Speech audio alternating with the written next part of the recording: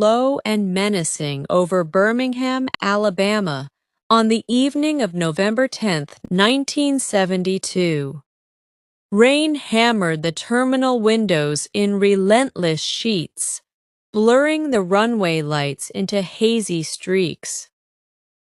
Inside the modest Southern Airways terminal, passengers hurried through security, or what passed for security in those days, clutching tickets, overnight bags, and the quiet hopes of ordinary travelers. It was supposed to be a routine flight, Southern Airways Flight 49, a DC-9 jet bound first for Montgomery, Alabama, and then onward to the sunny beaches of Miami. Families said quick goodbyes. Businessmen checked their watches impatiently.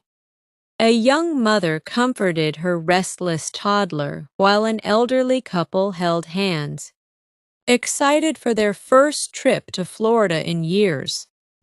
The air smelled of wet wool coats, cigarette smoke, and cheap airport coffee. No one noticed the three men who lingered near the back of the boarding line. They blended seamlessly into the crowd. One wore a scuffed brown leather jacket and smoked nervously, his eyes darting. Another carried a military-style duffel bag slung over his shoulder. The third kept his head down beneath a dark cap, his posture tense but controlled. To the gate agent and fellow passengers, they were just more travelers trying to escape the stormy night. Little did anyone know, these three men, Henry Jackson, Louis Moore, and Melvin Cale, were about to transform an ordinary commercial flight into one of the most harrowing hijackings in American aviation history. Captain William Bill Haas, a 43-year-old veteran pilot with a calm demeanor and thousands of hours in the cockpit, settled into the captain's seat of the DC-9.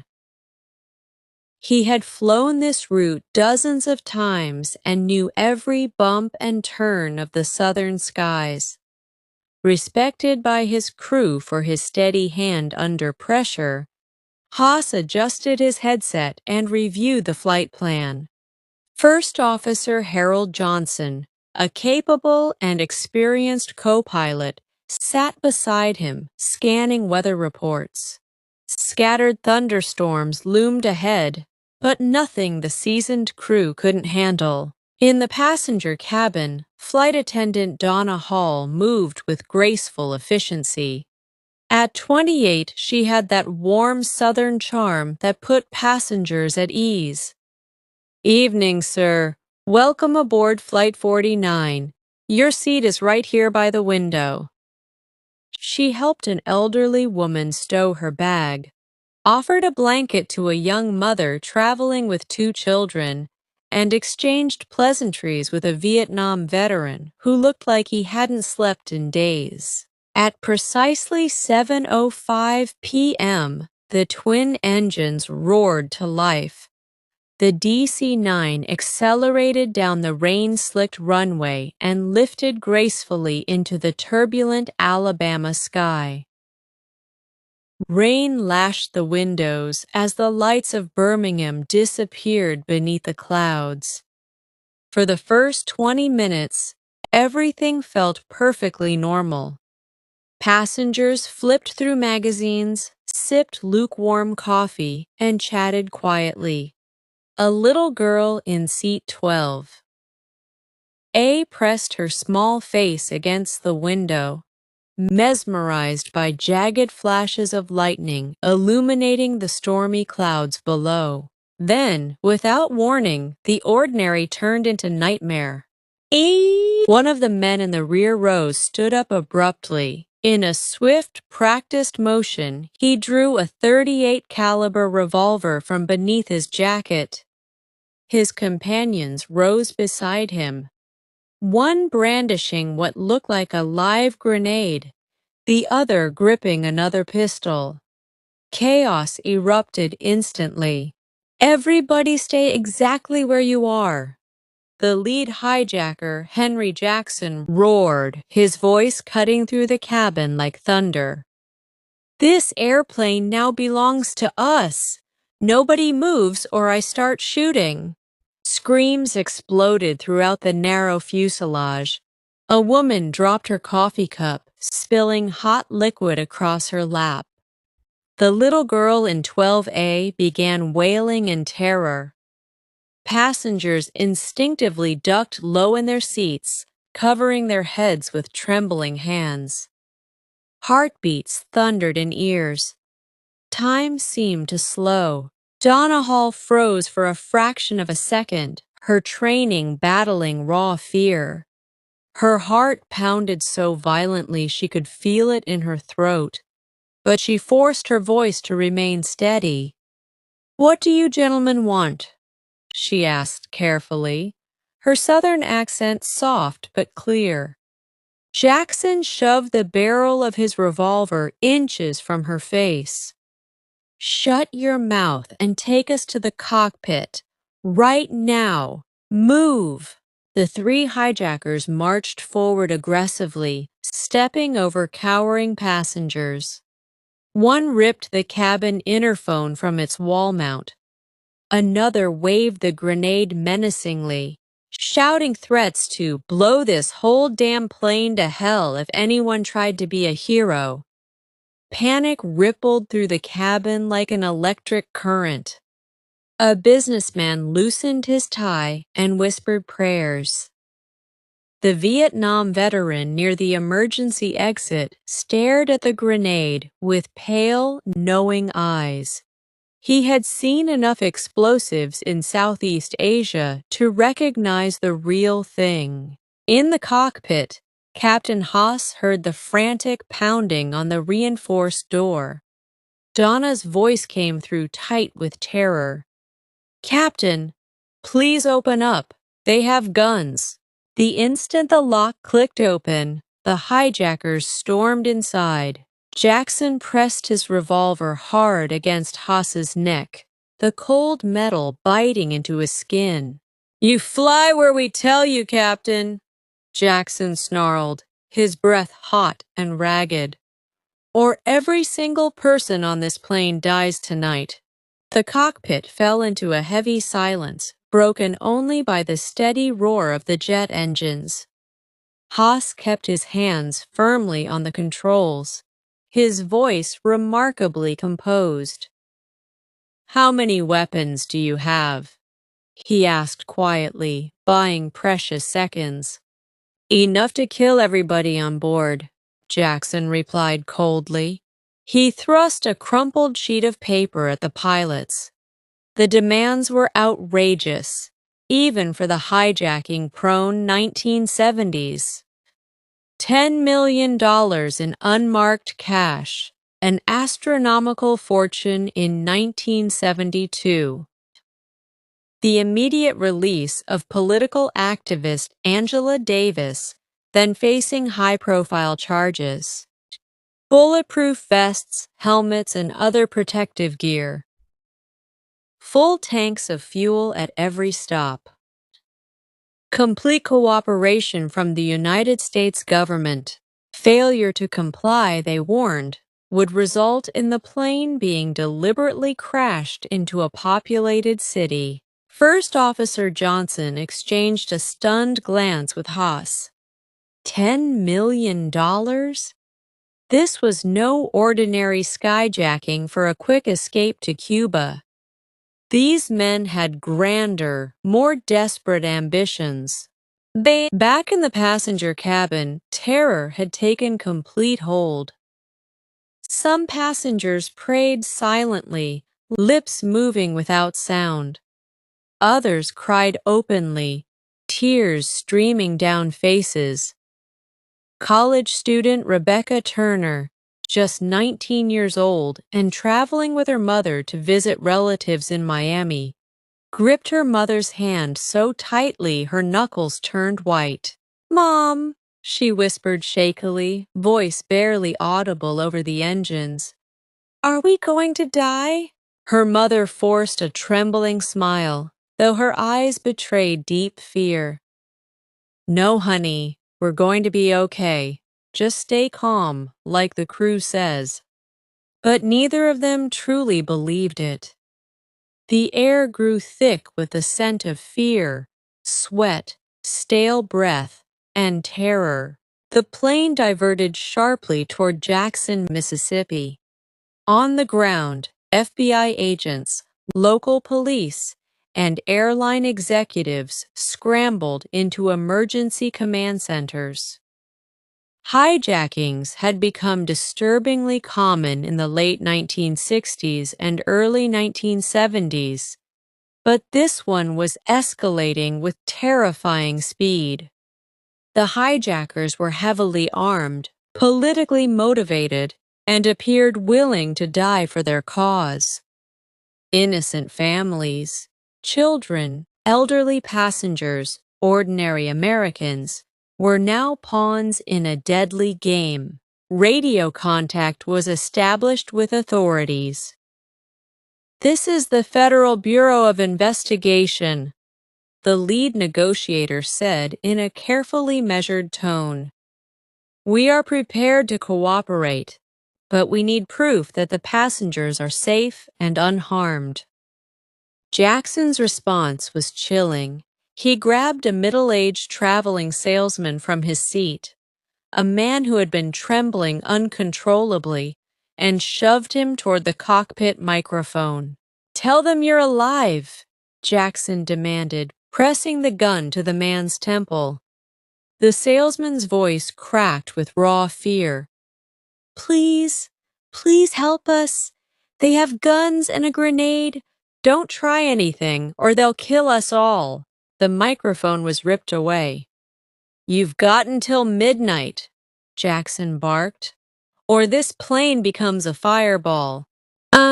As Flight 49 circled through the stormy night sky, fuel levels dropped dangerously low. Captain Haas remained astonishingly composed, drawing on years of training and experience. He engaged the hijackers in careful conversation, learning fragments of their fractured backgrounds. Jackson was the volatile leader, filled with rage and paranoia. Moore seemed slightly more calculated, but still dangerous. Cale followed the others, quieter, but no less committed. Henry Jackson's instability grew more apparent with every passing minute. Sweat poured down his face as he paced the confined cockpit, waving the grenade wildly at any sudden movement from the crew. When an elderly passenger in the cabin began struggling to breathe due to a heart condition, flight attendant Donna Hall took a calculated risk. She approached slowly, hands visible. "He needs his medication, sir," she said softly, her voice steady despite the terror gripping her. "It's in his coat pocket, please." Jackson glared at her with wild eyes. "You think I care if some old man drops dead?" A tense, suffocating silence filled the air. Then Louis Moore spoke quietly from the rear of the cockpit. "Let the old man take his pills, Henry. We don't need a corpse on our hands right now." Jackson hesitated, his jaw clenching, then lowered the grenade slightly. It was a small victory, but it revealed the first cracks forming in the hijackers' unity under immense pressure. The aircraft finally landed in Jackson under blinding floodlights, surrounded by police cars and emergency vehicles. Passengers peered nervously through the windows, catching glimpses of snipers positioned in the darkness. For a brief moment, hope flickered. Perhaps authorities would storm the plane and end this nightmare. But the hijackers were prepared. They threatened immediate detonation if anyone approached without permission. Fuel trucks approached cautiously, Bags containing part of the ransom money were loaded aboard. Food, coffee, and water were passed to the exhausted passengers. Then, under heavy escort, Flight 49 took off once more into the black southern sky. The ordeal stretched into an agonizing marathon. The plane hopscotched across multiple states, from Mississippi to Tennessee, circling back toward the Midwest, then south again. The hijackers changed destinations constantly, their paranoia deepening with each passing hour. They demanded the cockpit windows remain uncovered so they could constantly scan for threats. At one refueling stop, they forced ground crew members to strip nearly naked before approaching the aircraft, ensuring no hidden weapons. Inside the cabin, time lost all meaning. Passengers drifted between states of exhaustion and raw panic. Children eventually cried themselves to sleep against their parents' shoulders. The air became thick and unbearable with the stench of fear, sweat, unwashed bodies, and recycled cabin air. Rebecca Turner later recalled staring fixedly at the seatback in front of her for nearly 2 hours without blinking, her mind dissociating from the horror around her. "We were already ghosts," she would say years afterward. Donna Hull continued her quiet acts of heroism despite total exhaustion. She moved through the cabin, offering what comfort she could, holding a frightened child's hand, speaking gently to an elderly woman on the verge of breakdown, and even sharing her own small ration of water with a diabetic passenger. In stolen private moments in the galley, she would silently weep, wiping tears before returning to her duties with a composed face. Captain Haas kept the situation from exploding through constant dialogue. He talked to the hijackers about their grievances, to air traffic control for updates, and to his crew to maintain morale. At one point, Jackson snapped completely. He pressed his revolver against a flight attendant's temple. "You think the FBI is playing us for fools?" he screamed, finger tightening on the trigger. Haas's calm, authoritative voice intervened immediately. "If you kill anyone now, Henry, this ends for all of us. No more negotiations, no escape. Think about what you really want." For several terrifying seconds, the entire plane seemed to hold its breath. Then Jackson slowly lowered the weapon, though his hand still shook with rage. Near Orlando, Florida, the situation nearly reached a catastrophic end. During another tense refueling stop, police vehicles edged too close to the aircraft. Jackson spotted the movement instantly. "It's a setup! They're coming for us!" he bellowed, yanking the pin on the grenade halfway out. Pandemonium erupted. Passengers screamed and dove beneath seats. The little girl's wails pierced the air. Haas grabbed the radio microphone. "Back all vehicles away immediately. That's an order from the cockpit." The police cars reversed hastily. Haas locked eyes with the sweating, trembling Jackson. "If that grenade detonates, you die right here with every one of us. Is that how you want this to end?" Jackson's hand shook violently. The pin hovered dangerously. Seconds stretched into what felt like hours. Then, with visible, agonizing effort, he slid the pin back into place. Many passengers broke down into open, heaving sobs. They had stared death directly in the face and survived by mere heartbeats. By the second full day, the psychological pressure inside the metal tube had become almost unbearable. Some passengers stopped speaking entirely, retreating into themselves. Others entered strange, almost meditative states of detached calm. The hijackers themselves were unraveling. Exhaustion, lack of sleep, constant adrenaline, and mutual suspicion eroded their once solid front. Heated arguments broke out between Jackson, Moore, and Cale. After more than 30 grueling hours of flying, negotiations finally reached a breaking point. The hijackers, desperate to escape American jurisdiction, demanded to fly to Havana, Cuba, a frequent destination for skyjackers in that era seeking refuge from U.S. law. As the DC-9 crossed over the dark, endless ocean waters, passengers sat frozen in their seats, wondering what awaited them on the other side.